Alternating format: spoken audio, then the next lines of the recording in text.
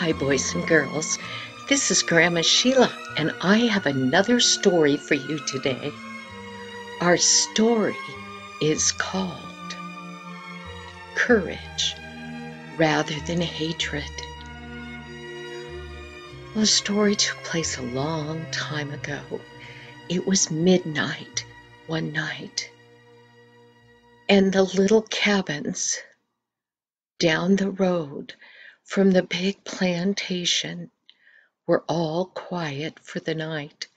Everyone was sound asleep when suddenly there was a great uproar of noise coming from those cabins. There was ladies screaming, and there were horses neighing, and they could hear horse beats, and people were yelling. Well, the man that owned the plantation, he got up and he ran down to see what was going on in the cabins of his slaves. Well, he was a kind man. He wasn't like a lot of the people that owned slaves. He loved his black slaves, and he treated them well.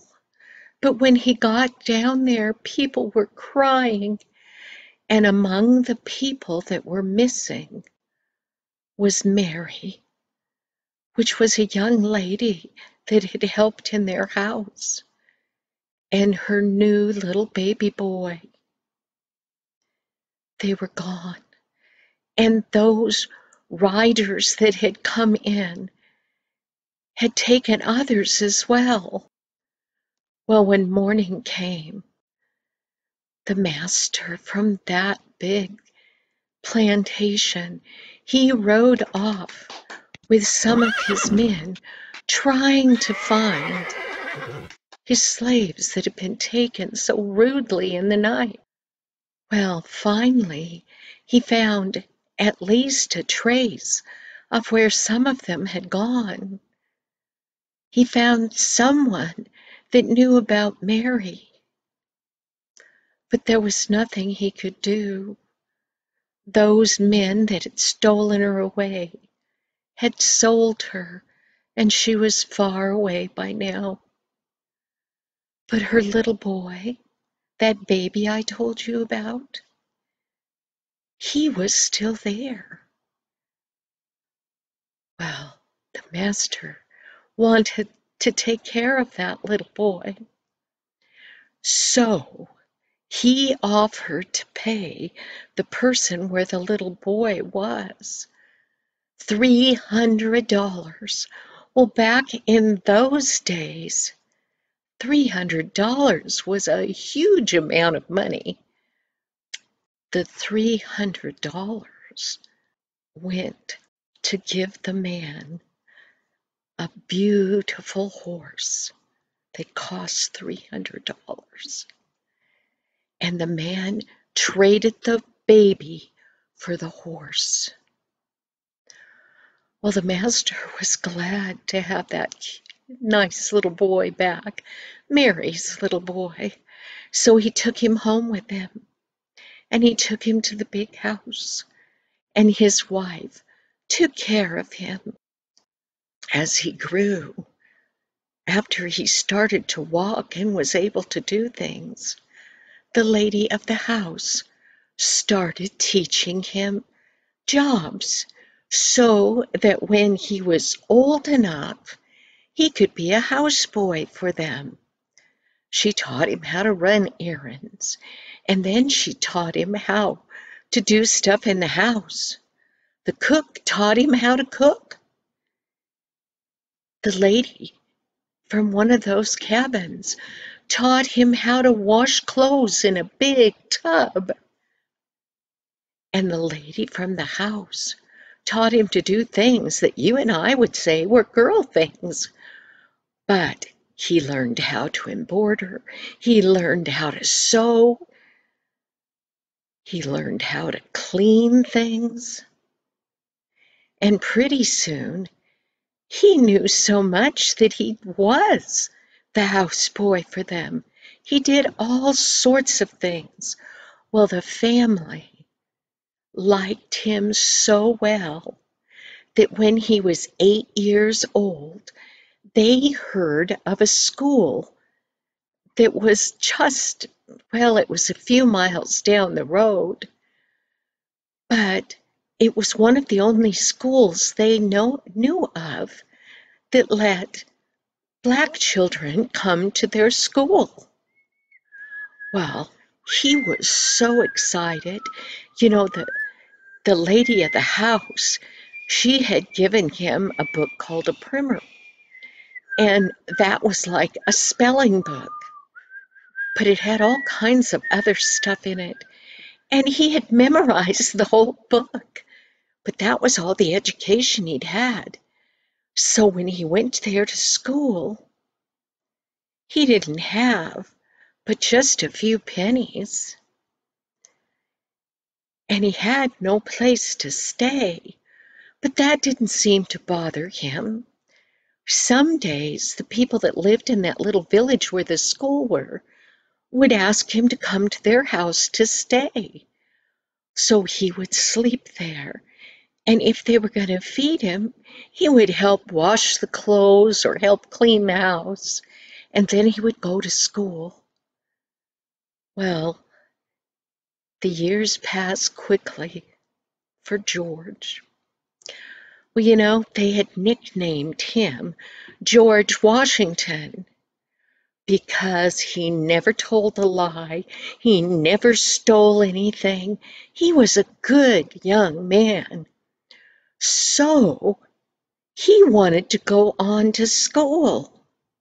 So he sent out an application to a college in Iowa, and they accepted him.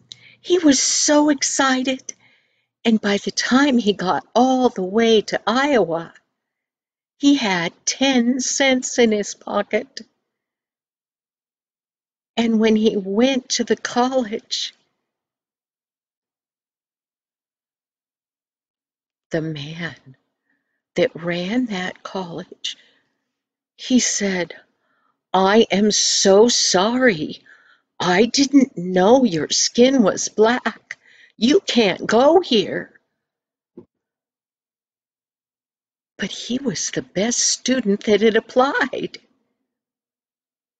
People, people are awful. Jesus made people of all different colors.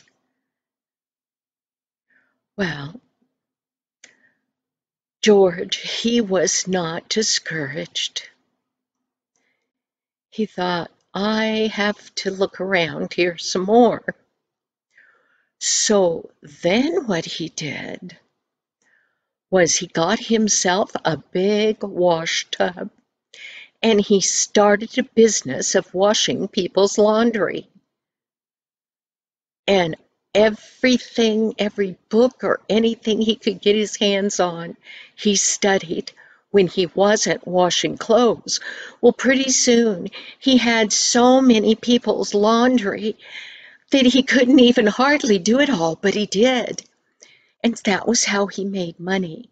So he had a little place to stay, and he had food to eat, and he kept studying all the while, looking for a school that he could go to. Pretty soon, he did find a college that took young men who were black, and he registered there. He soon got his washing business going again there so that he would have money to pay for his school supplies and stuff there at the university and tuition and things and have enough to eat. He worked really, really hard till he had a master in science degree. Wow.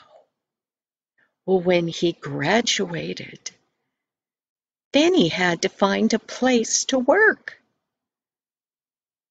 He was still busy learning stuff, but he looked around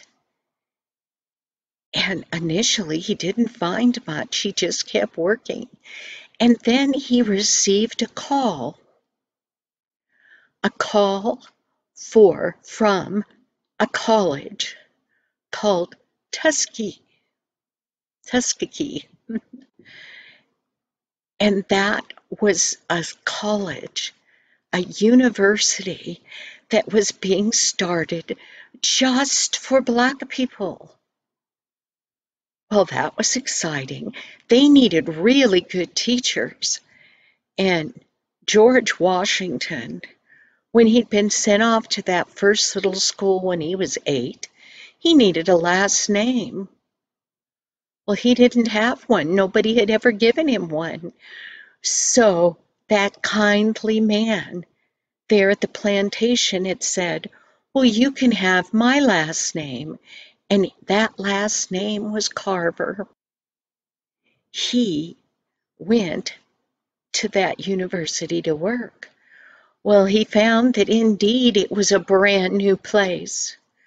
Might of fact, they didn't even have enough money for buildings and all sorts of things. They started that school in an old chicken house building, a long, skinny building. And they cleaned it all up, made it into classrooms and all the things that they could start a school with. Well, when George got there was no beautiful laboratory for him to work in. But once again, he was courageous. He wasn't discouraged by this. He sent his students out to the local dump and to the alleys in the town. And he said, find old bottles that we can wash up. Find broken or chipped dishes. Things like tubes and wires and pieces of rubber. And they did. They brought it all back to Professor Carver, George Washington Carver. And he started teaching those students. And he wondered what he should teach them about. There were so many things that grew and all these things. And he came up with an idea. Might of fact, he asked God about his idea. He decided to study the peanut. The peanut's only this big. There were so many big things he thought he could study, but God seemed to be telling him to study the peanut. And the best person to go to when you're not sure what to do is the God that made it all. And God made the peanut. Well, that school became a thriving college. And George Washington Carver worked there for years and years. And out of the peanut, he invented 285 different things that you could make out of the peanut. And that didn't even include peanut butter. I'm going to tell you some of those things. Face powder, which ladies put on their faces out of peanuts. Worcester sauce, which is the stuff that you use to flavor foods and meats and things. Linoleum for kitchen floors. Breakfast food, cereals and things. Printer's ink. Axle grease. Nitroglycerin to blow up things. And over 250 some more than that. A huge amount of things. Now, George Washington Carver was an older man, and people looked up to him because he wasn't afraid to go out and try new things and do new things. My book went shut here, and I wanted to tell you some other things directly out of that book. The farmers started growing peanuts, whole fields of peanuts. Well, there was what they called a Bill Taft coming up in Congress. And they wanted peanuts to be on that list. That way, the farmers and stuff could make a little more money for what they grew. And they could ship it to other places of the world and stuff. But the people at Congress just didn't seem to be interested at all in the peanut. It was only a little bitty thing. What good was the peanut? Well, finally, they persuaded Congress to hold a hearing so people that knew all about the peanut could go there and talk about it. So the day came, and among those people was George Washington Carver. Now, he stayed in the very back of that hall when all the other men went forward, and they talked and they argued for ages and ages and ages about why the peanut should be considered as well. Well, after they all got done, from the back of the room walked George Washington Carver forward. He was old now, and he got up to the front. He went up on that podium and stood behind a little table that was there. And behind him was a small table covered with products that he had made out of the peanut. Well, he told the people a small amount about how he came to be there, and that he had invented with his students and things 285 things that the lowly, simple peanut could be made into. And he said, "Thank you, people. I appreciate having the honor of coming here and talking to you." And he said good day to them, and he started to walk back down that long aisle. And the people started applauding. And then they stood up and they said, "Don't go. We want to hear more." So he turned around and he went back to that table. And he talked to them for another hour and 45 minutes about the little peanut that God had made. Boys and girls, that man could have hated the world. He could have been discouraged his whole life. Look at what had happened to him. He had been stolen in the night by night riders. He had been brought back to live on a plantation. They had been kind to him, though.